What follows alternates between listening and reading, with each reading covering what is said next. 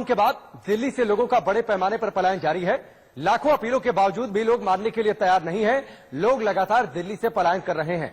आज एक बार फिर दिल्ली में पलायन की भयानक तस्वीर सामने आ गई। ओपी शर्मा हमारे साथ जुड़ चुके हैं, विधायक है भारतीय जनता पार्टी से और इन्हीं के विधानसभा क्षेत्र में ये आनंद विहार पड़ता है। ओपी जी, ये क्या तस्वीर है? ये महामजबूरी की तस्वीर और दूसरा पहलू ये भी है कि सरकार ने इनके लिए पर्याप्त कोई इंतजाम नहीं किया। ये लोग मजबूर हो गए दिल्ली छोड़ने के लिए। देखिए, मजबूरी बेबसी की ये भयानक तस्वीर है जिसको देखकर हर किसी का हृदय बहुत दुखी है।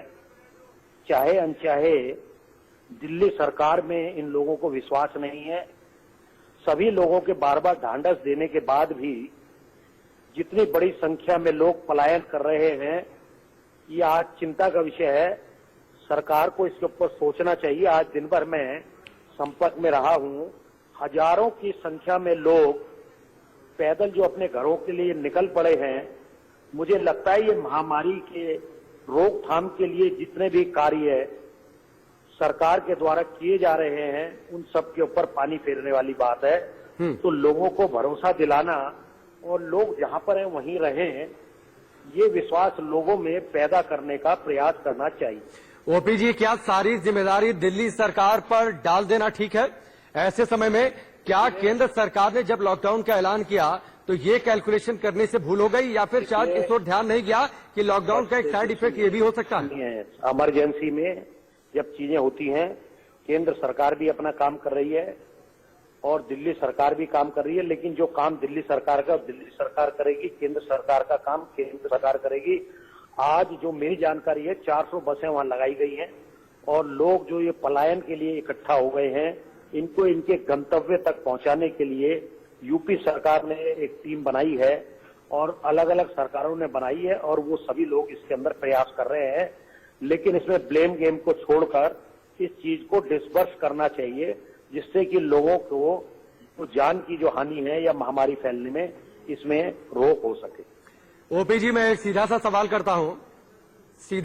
करता हूं इन तस्वीरों को देखने के बाद, क्या लॉकडाउन फेल है? सवाल ये नहीं है। सवाल ये है कि जो भीड़ तंत्र है, भीड़ के ऊपर किसी प्रकार का कोई वो चलता नहीं है। अब अगर आपको भी कुछ करने के लिए कहेंगे तो आप क्या करेंगे, सिवाय इसके कि भीड़ को डिस्पर्स करना, भीड़ को वो करने के लिए तो जो भी प्रयास मैक्सिमम है वो किए जा रहे हैं।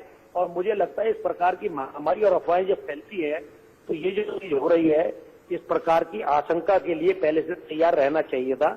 लेकिन उसके लिए जो भी कुछ हो रहा है, मैं ये समझता हूं कि जल्दी ही इससे निजात मिलेगी। आप क्या करेंगे, सिवाय इसके कि भीड़ को डिस्पर्स करना, भीड़ को वो करने के लिए तो जो भी प्रयास मैक्सिमम है वो किए जा रहे हैं। और मुझे लगता है इस प्रकार की महामारी और अफवाहें जब फैलती है तो ये जो चीज हो रही है, इस प्रकार की आशंका के लिए पहले से तैयार रहना चाहिए था। लेकिन उसके लिए जो भी कुछ हो रहा है, मैं ये समझता हूं कि जल्दी ही इससे निजात मिलेगी। निजात कैसे मिलेगी ओपी जी? जो यूपी सरकार की भी जो बसें हैं, जो यूपी रोडवेज की जो भी बसें हैं, उसमें से भी जो लोग जा रहे हैं, हमने तस्वीरें देखी, वो तस्वीरें दहलाने वाली हैं। एक बस में इतने लोग, सोशल डिस्टेंसिंग का तो बैंड बज गया। अरे बहुत, अब ये जो चीज, ये भयावह जो स्थिति है, इससे निपटना तो पड़ेगा ही ना। आपके पास कोई सोल्यूशन है, आप दे दो। नहीं, मैं तो सीधा सा एक सवाल कर रहा हूँ ओपी जी। इसमें सवाल मत करो, आप सवाल नहीं करो, जवाब दो। नहीं, जवाब देने का काम आपका है ना ओपी जी। जवाब देने का काम उन लोगों का है जो सत्ता में बैठे हैं। जवाब उन लोगों का काम है देना जो लोग सत्ता में बैठे हैं। हमारा काम एक बतौर मीडिया कर्मी, पहला काम तो हमारा सवाल करना है। जो भी लोग जिम्मेदार हैं, फालतू बातें करनी बंद करो। नहीं, ये मैं फालतू बातें कर रहा हूँ ओपी जी। फालतू कर रहे हैं आप बात, ये बातें आपको फालतू लग रही हैं? अरे आप फालतू कर रहे हैं बात। इसमें क्या मैंने फालतू बात कर दी? सत्ता चलाने के लिए जनता ने आपको वोट दिया है, तो सवाल किसी और से करने जाएं? बैठे हैं क्या ये एंकर? नहीं, हम अपना काम ईमानदारी से कर रहे हैं और आप हमारे सवाल और हमारी बातों को आप फालतू कह रहे हैं। आपने उन बसों की तस्वीरें देखी हैं, किस तरीके से रोडवेज की बसों में लोग ठूसे गए हैं। अरे आपके पास क्या सोल्यूशन है? सोल्यूशन क्यों नहीं देते हो आप? सोल्यूशन आप दे दो। अगर सोल्यूशन देने के लिए जनता ने हमें वोट किया है, ओपी जी मुझे इस बात का जवाब दे दीजिए। जनता ने हमें वोट दिया है सोल्यूशन देने के लिए, हम सत्ता में बैठे हैं। उस घटनाक्रम से जूझ रही है सरकार और केंद्र सरकार भी लगी है और इसमें दिल्ली की सरकार को जो कुछ करना चाहिए मुझे लगता है वो भी कर रहे हैं। तो ये कहिए ना कि आप सिर्फ सियासत की बात कर रहे हैं इस समय। यार सियासत तो आप कर रहे हो। नहीं, मैं कहां से सियासत कर रहा हूं साहब। और मैंने क्या तो कर दिल्ली रहे हो? सरकार पर भी सवाल उठाया, मैंने यूपी सरकार पर भी सवाल उठाया, और मैंने मैं आपसे दोनों एक बहुत ईमानदार सवाल मैं पूछा दोनों था के लिए कि कह रहा जब हूं, मैं लॉकडाउन का दोनों- ऐलान किया गया तो क्या गवर्नमेंट ने मिसकैलकुलेट कर दिया कि एक साइड कोई इफेक्ट ये हो सकता है miscalculate नहीं कितनी है। बड़ी तादाद में लोग निकले, ये- और आप मेरे ये सवाल आपका- और मेरी बातों को आप ये फालतू आपका करार दे रहे हैं। assessment। हाँ, आप फालतू बोल रहे हैं ज्यादा। ये असेसमेंट गवर्नमेंट का ठीक है, आपका गलत है। गवर्नमेंट को जो असेसमेंट कर रहा था गवर्नमेंट ठीक असेस किया है। इस तरह की दिक्कतें आती हैं, इन दिक्कतों से निपटा भी जाएगा और इनसे लोगों को निजात भी दिलाई जाएगी। सब पूरा सिस्टम नहीं, ठीक है ओपी जी, बहुत बहुत शुक्रिया। मुझे समझ में आ गया कि किस तरीके से ईमानदार सवालों को, मेरी बातों को आपने फालतू करार दिया है। ये बातें फालतू नहीं है। इन तस्वीरों को देखिए, जहन कांप उठता है, जहन कांप उठता है कि किस तरीके से ये बड़ी तादाद लोगों को एक बड़े खतरे का न्योता दे रही है। और अगर इसमें से किसी एक इंसान को इन्फेक्शन हो गया तो ये चेन कितनी बड़ी होगी, किसी का कंट्रोल नहीं रह जाएगा इस पर। जतिन गोस्वामी हमारे साथ जुड़ चुके हैं, सीधे उनका रुख करते हैं। जतिन, ओपी शर्मा जी हमारे साथ जुड़े थे, हमारी बातों और हमारे सवाल को तो उन्होंने फालतू कह दिया, लेकिन ये तस्वीर जो सामने है, ये खतरा इतना बड़ा ज्यादा हो जाएगा कि किसी का इस पर कंट्रोल नहीं रह जाएगा। अगर इसमें से एक भी केस कंफर्म निकल जाता है तो किसी एक को भी कोरोना इन्फेक्शन की बात सामने आ जाती है। तो देखिए, बिल्कुल सवाल तो ये सबसे बड़ा है कि ये लोग क्या लेकर जा रहे हैं अपने साथ। कहीं ये कोरोना तो कैरी नहीं कर रहे हैं, क्योंकि ये सबसे बड़ा खतरा और संशय है कि अगर ये बिना सोशल डिस्टेंसिंग का ख्याल रखते हुए इस तरह से बसों में हमने देखा, ट्रकों में हमने देखा कि ठूस ठूस कर, खचाखच भरकर जा रहे हैं, तो सवाल यही है कि ये क्या ले जा रहे हैं। इसलिए ये बात बिल्कुल फालतू नहीं है। तस्वीरें सब कुछ बता रही हैं कि ये लॉकडाउन तो कम से कम नजर बिल्कुल नहीं आता है, पूरी तरह से उसका फेल्योर नजर आता है। हालांकि बहुत क्लियर हम आपको नहीं दिखा पा रहे हैं क्योंकि हम सोशल डिस्टेंसिंग का ही ख्याल रख रहे हैं। थोड़ा अंधेरा जरूर है, लेकिन जो आपको आवागमन है, जो तमाम चीजें आपको यहां पर दिखाई देंगी, एक्टिविटी दिखाई देगी, उससे आप समझ जाएंगे कि कितनी ज्यादा भीड़ है। मैं इस वक्त बिल्कुल आनंद विहार और गाजियाबाद के बीचों बीच खड़ा हूं। सामने ये जो मॉल आपको दिख रहा है, ये पैसिफिक मॉल का हिस्सा है, इससे आप समझ जाएंगे कि मैं कहां पर खड़ा हुआ हूं। लेकिन यहां पर तमाम भीड़ है। और ये बता दें कि जो सैलाब हमने देखा थोड़ी देर पहले, उस सैलाब को, जो लोगों का सैलाब जिसे कहें, उस सैलाब को अब यूपी में जाने के लिए रास्ता खोल दिया गया। तो ये तमाम लोग, मेरे पीछे का जो हिस्सा है, ये यूपी की तरफ बढ़ रहे हैं, क्योंकि बसें नाकाफी साबित हो गई हैं और निश्चित है कि लोग पैदल ही जाना चाहते हैं। 1000 बसें चलाई गई थी और शाम से, सुबह से पहले ये भीड़ बढ़नी शुरू हुई, लेकिन शाम को इस तरह का सैलाब उमड़ा जिसकी उम्मीद नहीं थी। और तस्वीरें जो है वो सब कुछ ही अपने आप में बयां कर रही हैं। जी बिल्कुल जतिन, आप वहां पर पूरे एहतियात के साथ हैं, लेकिन जो सवाल मैंने किया था ओपी जी से, मैं उस सवाल पर आपका भी व्यू जानना चाहूंगा कि जिस तरीके से यूपी रोडवेज की भी जो बसें हैं उसमें किस तरीके से लोग बसों में ठूस कर भेजे जा रहे हैं। उन्होंने सिंपल सा तर्क दिया कि हम कर भी क्या सकते थे, वो हमसे सॉल्यूशन मांगने लगे। लेकिन सोशल डिस्टेंसिंग का बैंड किस तरीके से बजा है और कितने बड़े खतरे को यह दावत देता है। बिल्कुल, बहुत बड़े खतरे को दावत देता है। हमने दिन में कई जगहों पर जायजा लिया, यहां पर भी जायजा लिया। बसों में पैर रखने की जगह तो छोड़िए, छतों पर भी पैर रखने की जगह नहीं थी। इस तरह की तस्वीरें सामने आई। तो सोशल डिस्टेंसिंग तो भूल ही जाइए कि क्या है। और जो ट्रक हमने देखे, ट्रकों में भर भर कर लोग जा रहे थे। तो जो भी, चाहे कोई भी हो, अगर ऐसी बात को फालतू करार दे रहा है तो कहीं ना कहीं एक गैर जिम्मेदाराना वो बात कह रहा है। आप देखिए, ये जो निगाहें हैं ये हमारी तरफ देख रही हैं, ये चाहते हैं कि कोई सॉल्यूशन हो, ये चाहते हैं कि अपने घर जाएं, ये चाहते हैं कि जो दिल्ली सरकार ने कहा था कि मालिक पर भी कार्रवाई होगी अगर इन वर्करों को निकालता है, इन मजदूरों को निकालता है, मकान मालिक पर भी शिकंजा कसना चाहिए था अगर किराएदार को निकालता है। ऐसी स्थिति में, ऐसी विडंबनापूर्ण स्थिति में अगर इन लोगों को जाने के लिए मजबूर किया गया, ये तमाम निगाहें, मैं एक बार कोशिश जरूर करूंगा, अंधेरा बहुत ज्यादा है, लेकिन हम सोशल डिस्टेंसिंग का ख्याल रखते हुए आपको तस्वीरें दिखा दें कि ये जो निगाहें हैं ये पूछ रही हैं सवाल कि इनका कसूर क्या है। सोशल डिस्टेंसिंग का ये ख्याल नहीं रख पा रहे हैं, लेकिन ये इनकी मजबूरी है। हमने दिन में बस में देखा कि पैर रखने की छोड़िए, मैंने आपको बताया कि पैर रखना तो छोड़िए, छत पर भी पैर रखने की जगह नहीं थी। और सैनिटाइजर तो वहां भूल जाइए, वहां पर एक दूसरे से इस तरह से टच है जैसे हमने कभी लोकल ट्रेनों में इस तरह की भीड़ देखी है। तो ऐसी भीड़ कैसे लॉकडाउन में उमड़ आई? क्या पहले से व्यवस्था नहीं थी और अब कहां फेल्योर है? इसका जवाब जब मांगा जाता है तो इस तरह का जवाब मिलना और भी ज्यादा गैर जिम्मेदाराना है कि ये फालतू बात है। ये फालतू बात नहीं है, ये इन लोगों का सवाल है जो इनकी आंखों में है। तो आप देखिए वो कोशिश, वो कह रहे हैं। जतिन, आप जहां पर मौजूद हैं वहीं पर खड़े खड़े इनसे कोई सवाल करिए और माइक उनकी ओर करिए, जरा अगर उनकी आवाज हम तक पहुंच सके तो। नाम लिखा है हम लोग। मैं सोशल डिस्टेंसिंग का ख्याल रखते हुए इनसे पूछ लेता हूं। आप 1 मिनट शांत होइए।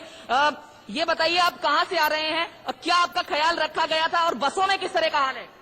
दूर रहिए, आप दूर होके बात कीजिए थोड़ा। हम ओखला फेस 1 से आए हैं, हाँ, और जो है कि हम लोग वहाँ से आए हैं यहाँ पे घर जाने के लिए, और हम लोग की मजबूरी ऐसी है, पैदल आए हैं। क्या काम करते हैं आप?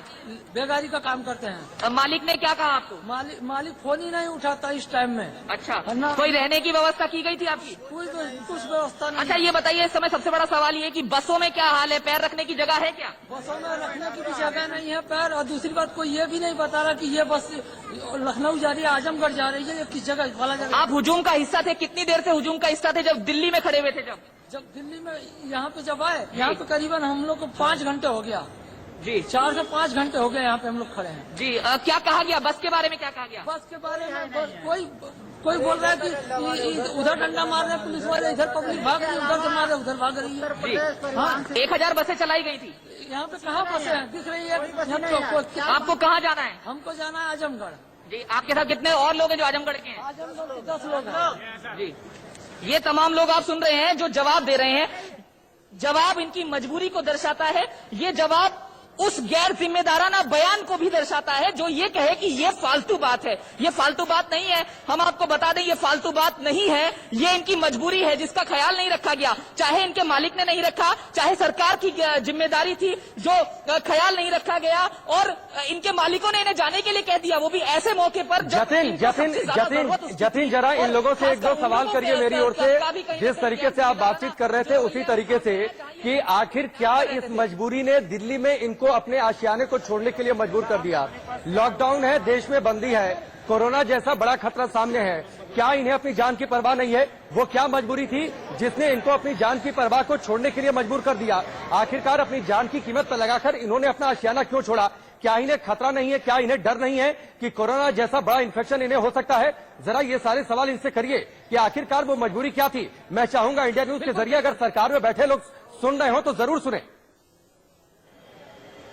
मैं बिल्कुल पूछता हूं, सोशल डिस्टेंसिंग का ख्याल रखते हुए इनसे पूछता हूं, आप ये बताइए जिस तरह से थोड़ा आप सोशल डिस्टेंस मेंटेन कर रही कीजिए प्लीज। हम ये जानना चाहेंगे कि निश्चित है बहुत बड़ी मजबूरी रही होगी कि इतना बड़ा खतरा कोरोना का, और उसके बीच आप लोग इस हालात में हैं, क्या वो मजबूरी थी? मजबूरी यह है कि जब यहाँ पे रहने की खाने की कोई व्यवस्था नहीं है तो हमें मजबूर होकर मरना है, तो अपने फैमिली में ही जाके मरेंगे, यहाँ दिल्ली में क्यों मरें? जी, तो देखिए ये बहुत बड़ी बात कह रहे हैं कि ये फैमिली में जाकर क्या कह रहे हैं आप उसको समझ सकते हैं, उनके हालातों को समझ सकते हैं। आप ये बताइए, मालिक अगर आपको वहां से निकालता है इस हालात में तो सरकार कार्रवाई करेगी, ऐसा कुछ आपने कोशिश की है कि सरकार तक बात पहुंचाएं अपनी? आप किससे पहुँचाए? अभी आपसे आप बताइए हालात के लिए आई? रूम में रहने को दे नहीं रहे, मालिक को फोन कर रहे हैं, फोन नहीं उठा रहे हैं, करें क्या सर? सरकार ने कोई मदद की आपकी? कोई मदद नहीं करी है। जी मेरी बात सुनिए, सरकार से मैं अपने राज क्षेत्र से भारत से कहता हूँ, जो हमारे यहाँ के कम से कम 1000-1200 लोग, वो मतलब हजारों की संख्या में राज क्षेत्र के लोग फंसे हुए हैं। कृपया करके योगी जी से ये है मेरी रिक्वेस्ट, हाथ जोड़ के हमारे लोगों को जो मतलब चित्रकूट मंडल के सभी जिले हैं, 4 जिले हैं, उन जिलों में बस मतलब चलाइए, बस भी चलाइए। लेकिन हमारा सवाल फिर वही है कि ऐसी मजबूरी क्या रही कि आप? मजबूरी ये है, हम दिल्ली में काम करते हैं, लेबर का काम करते हैं, ठीक है जी। लेबर का काम जब वहाँ काम ही खत्म है तो रहना खाना मुश्किल है सब। तो हम सोच रहे हैं कि हम अपने गांव जाकर अपनी ही मतलब जो भी हमारी खेती बाड़ी है वो करेंगे, लेकिन यहाँ लेकिन क्या गारंटी है कि ऐसे कई केस सामने आए कि जो लोग दिल्ली से जा रहे हैं अपने होम टाउन में, वहाँ भी उनको कोरोना की वजह से नहीं घुसने दिया जा रहा? तो आपको क्या लगता है? की वजह से, लेकिन यहाँ से तो निश्चित निकल सकते हैं ना, अपने गांव में मरेंगे लेकिन यहाँ से अच्छा है। देखिए आप ये सुन सकते हैं कि ये जो हालात हैं वो सब कुछ यहाँ बयां कर रहे हैं, इनकी बातें सब कुछ बयां कर रही हैं। ये कह रहे हैं कि ये गाँव में जाकर जिस तरह की बात ये कह रहे हैं आप सुन सकते हैं, उनके हालातों को समझ सकते हैं। जी चलिए जतिन, हम आपके पास लौट कर आते हैं। निश्चित तौर पर ये इनका दर्द है और उस दर्द ने मजबूर कर दिया है कि दिल्ली में अपने आशियाने को छोड़कर गांव चले जाएं। आपने बातें सुनी होंगी, मरना ही है तो दिल्ली में क्यों मरें? अपने गांव, अपने परिवार, अपने लोगों के बीच में जाकर मरेंगे। कोरोना जैसी बड़ी खतरे बीमारी का मोल लेकर, जान हथेली पर लेकर ये लोग निकल पड़े हैं अपने गांव, अपने घर की ओर। चलिए जतिन, मैं आपके पास लौटकर आता हूं। सारी दुनिया में कोरोना से कोहराम मचा है, भारत में भी इसका खतरा बड़ा हो गया है, लेकिन एक देश ऐसा है जहां सामान्य जिंदगी लोग जी रहे हैं। शुभ्रा के पास चलते हैं, शुभ्रा ज्यादा जानकारी आपको देंगी। Shubhra, what do you? बिल्कुल, देखिए आपने जिस देश का जिक्र किया, सबसे पहले मैं बता दूं कि जापान है उस देश का नाम। और इस वक्त जब पूरी दुनिया इस कोरोना वायरस नाम के प्रकोप से जूझ रही है, तो जापान ने एक मिसाल कायम की है। और हम सबको ये समझना होगा कि जापान से हर देश को सीखना चाहिए, हमें सीखना चाहिए। देखिए, जापान में पहला मामला जो है वो जनवरी में सामने आया था, लेकिन बड़े ही अच्छे तरीके से एक मिसाल के तौर पर जापान ने इसे कंट्रोल किया। मरने वालों की तादाद वहां पर भी 50 से काफी अधिक है, लेकिन अब कई दिनों से वो तादाद बढ़ी नहीं है राकेश। और उसके पीछे की वजह यह है कि वहां के लोगों का जो लाइफस्टाइल है वो अगर हम अपना लें और अगर उसको माइन्यूटली देखने की कोशिश करें, अगर उसको ऑब्जर्व करने की कोशिश करें, तो आपको मालूम है कि जापानीज जो लोग हैं वो नमस्ते तो नहीं करते हैं, लेकिन झुककर नमस्कार करते हैं, हाथ नहीं मिलाते हैं वो। और ये बहुत ही इंपॉर्टेंट बात है जो कि ध्यान देने की जरूरत है। हाथ मिलाने से बार बार मना किया जा रहा है क्योंकि संक्रमण छूने से फैल सकता है। और इसीलिए जापान के लोगों की ये जो लाइफस्टाइल है, पहले से ही कोरोना के आने से पहले से ही उनमें मास्क लगाने की आदत है। हमारे देश में लोगों को अब कहा जा रहा है कि आप मास्क लगाइए, क्योंकि अगर मास्क नहीं लगाइएगा तो कोरोना की चपेट में आ सकते हैं। लेकिन जापान के जो लोग हैं वो पहले से ही इसके आदी हैं। वो अगर घरों से बाहर निकलते हैं, उन्हें इन्फेक्शन का खतरा ना हो, इसलिए वो मास्क लगाकर निकलते हैं। तो ऐसे में कोरोना से बचने के लिए उन्हें उनकी ये आदत बहुत सपोर्ट कर रही है।